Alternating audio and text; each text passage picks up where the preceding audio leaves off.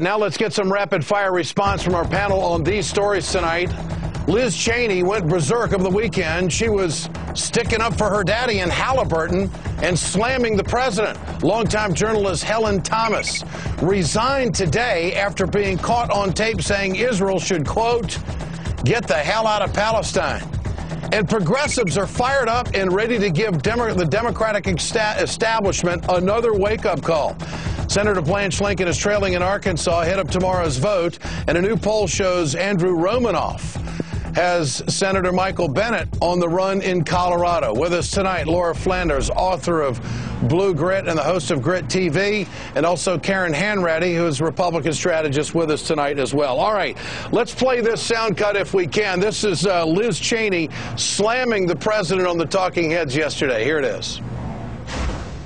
On the issue of the president's emotion, if the president were projecting cool, calm, collected competence, I think people would say that's great. The problem is this notion, this sort of sense that he's detached while he's not able to produce, while he's not able to respond effectively on the ground.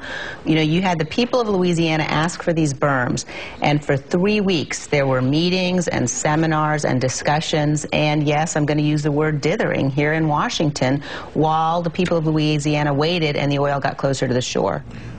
Laura Flanders, does she have a valid point? Well, guess what I'm going to say? Detached? I mean, her dad was in, he was in hiding while the administration he was part of was lying, torturing, and defrauding the government. Arianna Huffington was exactly right. I mean, Liz Cheney is living, breathing proof that the meritocracy in the media doesn't exist. Because what are her credentials to participate in these panels? And one last thing on the relationship between her father and Halliburton, the corporation, and the oil spill, which became the huge point of contention a little bit later in the discussion Sunday. If there's so much distance between the two of them, how come BP hired her father's former spokesperson, Ann Colton, to be their spokesperson in all of this? There's closeness. Karen Hanratty, what do you make all of that? This is all such blather. You're right. Liz Cheney doesn't have a blog to write on. Why on earth would she be on one of these panels? It's not like she worked at the State Department.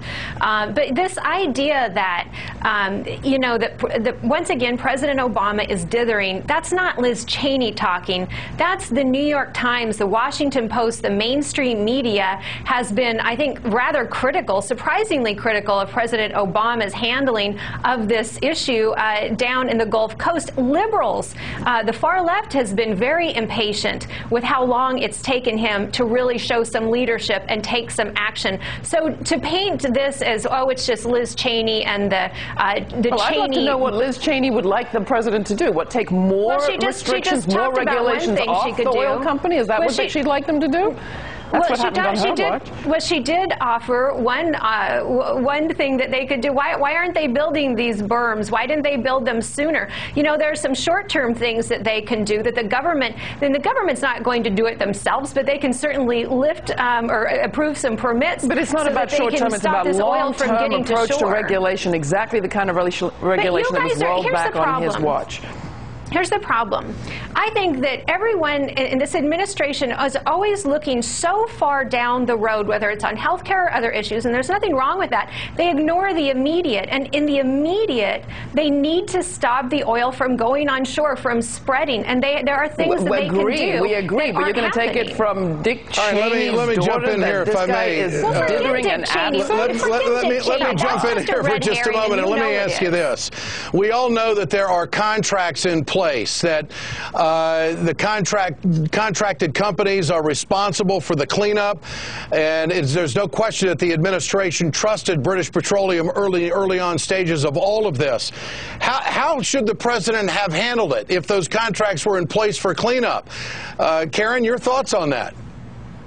Yeah, and I'm not here to defend BP or any of the contractors, but, and we know from other industrial accidents, they're really one of the best things that the government can do in a situation like this is they can help speed along the process of getting permits, cutting the red tape. I love listening to Congresswoman Maxine Waters. Well, they did a pretty good job of that. They had the permitting process down pretty good. Red tape. You know what they could do? You know what they could be doing? I love Maxine Waters talking about the government all of a sudden Biden is going to create a system where they cut through the red tape and they help people jump through hoops. It's not about red tape. It's about a government that can help people take over this situation. I want to go to another story here if we can. This is Helen Thomas caught on tape talking about what she really thinks of the situation with the Palestinians and the Israelis. Here it is.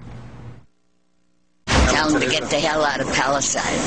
Remember, these people are occupied, and it's their land. It's not German, it's not Poland. So where should they go? What should they do? They go home. Where's the home? Poland.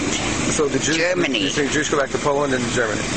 And America and everywhere else. Laura Flanders, she says that she deeply regrets the comments, and she's also going to retire. What do you make of all of this? Yeah, I mean, she apologized for the offensive part of what she said there, and that's more than can be said for a lot of people in our money media. But it has to be, you know, we have to look at this. She would have got less grief, apparently, if she had, you know, shot 9 people dead in the head in international waters. The White House, which came out immediately out of the gate and said Helen Thomas's comments are reprehensible on what Israeli policy has been in this situation, well, they've been much quieter, not so much. Karen, what do you make of it? I'm just astounded. They weren't talking about her ideas on policy. This is a woman who thinks that Jews should go back to the place where they were eliminated, where they were liquefied and saying there should be a single standard of offensiveness, and what she says offensive, she's gone. I love that you are defending her. And what we need to see is some standard of offensiveness. Only a liberal would defend anti-Semitism. Thanks so much. Truly. Good to have you with us tonight. Great rapid fire response. Coming up, the best news you've heard in a long time.